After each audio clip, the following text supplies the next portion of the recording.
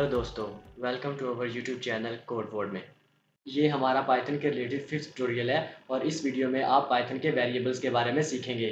Variables को समझने के लिए मैं आपके सामने एक सिचुएशन रख रहा हूँ, उससे आपको समझ में आ जाएगा कि वेरिएबल का यूज़ क्या होता है। यहाँ पर मैं एक मैसेज प्रिंट करवा रहा हूँ कोड वर्ड, और मान लिया कि यही मैसेज को हमने बार बार प्रिंट करवाना है। जैसा कि आप सीख चुके हैं कि हम पाइथन में किसी भी मैसेज को प्रिंट करवाने के लिए प्रिंट स्टेटमेंट का यूज़ करते हैं। मान लिया कि इसी कोड को मैंने बार बार प्रिंट करवाना है, तो मुझे बार बार प्रिंट स्टेटमेंट और बार बार मैसेज लिखना पड़ेगा, जैसे कि आप एग्जांपल्स में देख सकते हैं। अब यहाँ पर एक सिचुएशन को देखिएगा। मान लिया कि हमारा जो क्लाइंट है वो कोड वर्ड की बजाय कोड वर्ड्स लिखना चाहता है, और हम मान लेते हैं कि हमने ये प्रिंट स्टेटमेंट 10 बार या 50 बार प्रिंट करवाई हैं। तो इस तरह हमें ये एस हर प्रिंट स्टेटमेंट के मैसेज में जाकर प्रिंट करवाना पड़ेगा।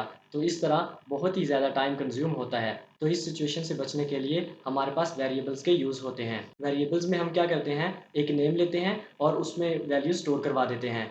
यहाँ पर देखिए एक एग्जांपल। मान लिया कि मैंने ए नाम का वेरिएबल लिया है और इज़ इक्वल टू लगाकर स्ट्रिंग में मैंने कोड वर्ड लिख दिया है, और इसी तरह मैं इसको प्रिंट करवाना चाहता हूँ, तो जस्ट मैं प्रिंट और ए नाम का वेरिएबल ले लूँगा, और इस तरह मैं इसको चाहे जितनी बार मर्जी ही प्रिंट करवा सकता हूँ। और इस तरह अगर आप कोड वर्ड की जगह कोड वर्ड्स लिखना चाहते हैं तो जस्ट आप इस जगह ही एस का इजाफा करेंगे। उसका फ़ायदा ये होगा कि जिस जिस जगह हमने अपने वेरिएबल ए को प्रिंट करवाया होगा उस जगह ऑटोमेटिकली ही वैल्यूज़ चेंज हो जाएंगी। यहाँ देखिएगा, हम अपने वेरिएबल्स के अंदर न्यूमेरिकल वैल्यूज़ को भी स्टोर करवा सकते हैं।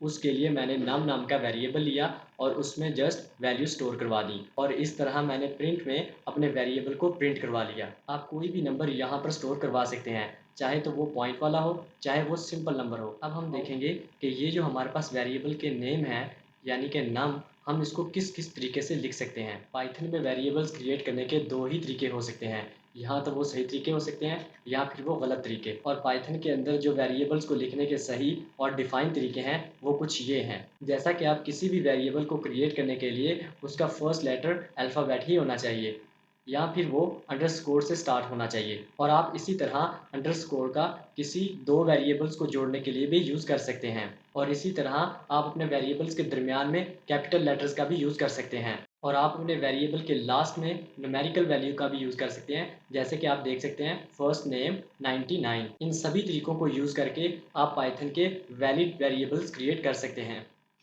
और अब आप वो तरीके देखेंगे जिससे हम पाइथन के अंदर वेरिएबल्स क्रिएट नहीं कर सकते, जैसे कि फर्स्ट नेम और दरमियान में स्लैश का आप यूज़ नहीं कर सकते, और इसी तरह फर्स्ट नेम के दरमियान में आप स्पेस का यूज़ नहीं कर सकते, और अपने वेरिएबल्स को आप न्यूमेरिकल वैल्यू से स्टार्ट नहीं कर सकते, और इसी तरह आप अपने न्यूमेरिकल के दरमियान में कोई भी स्पेशल करैक्टर यूज़ नहीं कर सकते।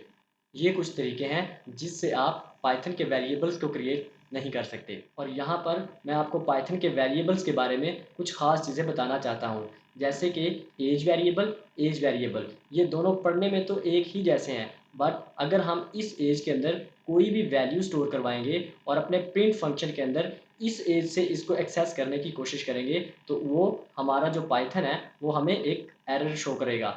इस तरह आप किसी भी वैल्यूज़ को अगर आप प्रिंट करवाना चाहते हैं तो आप जस्ट उसी ही नेम को यूज़ करके उसकी वैल्यू को प्रिंट करवा सकते हैं, ना कि अगर आप एज को स्मॉल केस में लिखें और प्रिंट में जाकर एज को कैपिटल केस में लिखकर इसकी वैल्यू को एक्सेस करने की कोशिश करेंगे, तो वो हमें एरर शो करेगा।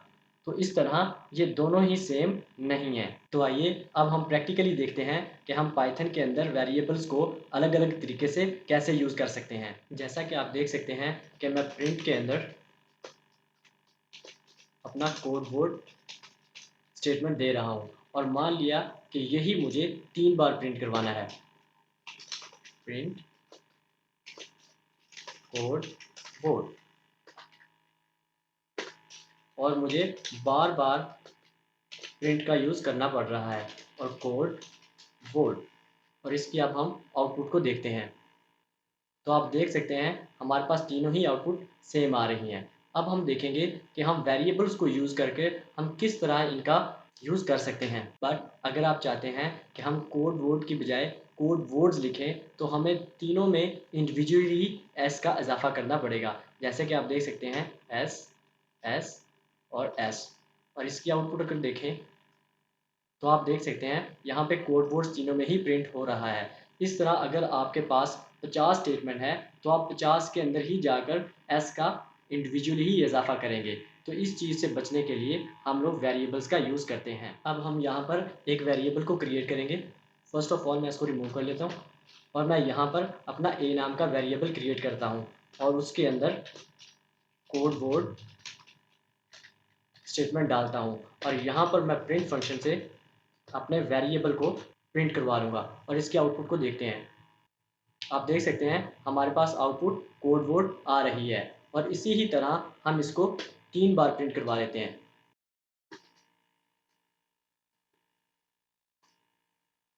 आप देख सकते हैं मैंने 3 बार इसको प्रिंट करवा लिया। अब हम इसके आउटपुट को देखते हैं तो आप देख सकते हैं ये 3 ही बार अपनी आउटपुट को दे रहा है। मान लिया कि हमें सेम उसी तरह कोड वर्ड की बजाय कोड वर्ड्स चाहिए तो मैं जस्ट इस जगह ही चेंज करूँगा और एस का इजाफा कर दूँगा, ना कि इंडिविजुअली जाकर एक एक में चेंज करूँगा। इस तरह आप अपनी 50 स्टेटमेंट 100 स्टेटमेंट भी चेंज कर सकते हैं जस्ट एक ही स्टेटमेंट के अंदर चेंज करने के बाद। इसके आउटपुट को देखते हैं और आप देख सकते हैं कि ये तीनों के अंदर एस का चेंज हो गया है और कोड वर्ड की बजाय कोड वर्ड्स हमें शो हो रहा है। इस तरह हम लोग वेरिएबल्स का यूज़ करके काफ़ी ज़्यादा टाइम अपना सेव कर सकते हैं। जैसा कि आप वेरिएबल्स के अंदर स्टेटमेंट्स को लिख सकते हैं, इसी तरह आप अपने वेरिएबल्स के अंदर नंबर्स को भी प्रिंट करवा सकते हैं। जैसे कि मैं इसी वेरिएबल्स को चेंज करके इसका नेम नम कर देता हूँ और यहाँ पर इसको रिमूव करके एक न्यूमेरिकल वैल्यू डालता हूँ जैसे 5, 6, 7 और अब मैं प्रिंट फंक्शन से अपने वेरिएबल का नेम लिखूंगा और जस्ट हम इसके आउटपुट को चेक करते हैं और आप देख सकते हैं हमारे पास आउटपुट 5, 6, 7 आ रहा है। और इसी ही तरह आप अपने न्यूमेरिकल वैल्यू पॉइंट के अंदर भी लिख सकते हैं जैसे कि 5, 6, 7.989 और आप इसकी वैल्यूज़ को चेक कर सकते हैं कि हमारे पास आउटपुट बिल्कुल ठीक आ रही है। जैसा कि आपने इस वीडियो के अंदर सीखा कि हम अपने पाइथन के अंदर वेरिएबल्स को किस तरह क्रिएट कर सकते हैं और हम उनके अंदर कैसे वैल्यूज़ को स्टोर करवा सकते हैं, चाहे वो स्टेटमेंट हो चाहे वो न्यूमेरिकल वैल्यू हो, और हम किस तरह उनकी आउटपुट ले सकते हैं। और इसके अलावा एक इम्पॉर्टेंट बात, आप अपने वेरिएबल्स को अपनी स्ट्रिंग के साथ कंकैटिनेट कर सकते हैं। जैसा कि आप देख सकते हैं कि मैं यहाँ पर एक वेरिएबल क्रिएट करता हूँ नेम और उसमें मैं अपनी एक नेम मेंशन कर देता हूँ जैसे पाइथन और यहाँ पर मैं प्रिंट फंक्शन से अपने वेरिएबल का नेम राइट करूँगा और इसकी आउटपुट को चेक करूँगा।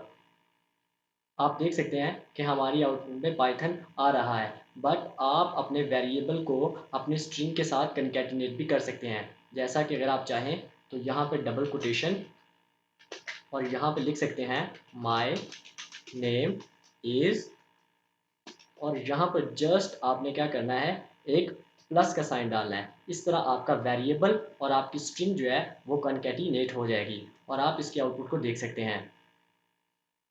जैसा कि आप इसके आउटपुट को देख सकते हैं माय नेम इज़ पाइथन। आप इसी तरह किसी भी अपनी स्ट्रिंग वैल्यू को अपने वेरिएबल के साथ कॉन्कैटिनेट कर सकते हैं।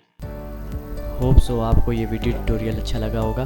अगर अच्छा लगा होगा तो हमारी वीडियो को लाइक करना मत भूलें। अगर आप इसी तरह रेगुलर अपडेट चाहते हैं तो हमारे चैनल कोड वर्ड को सब्सक्राइब करना मत भूलिए।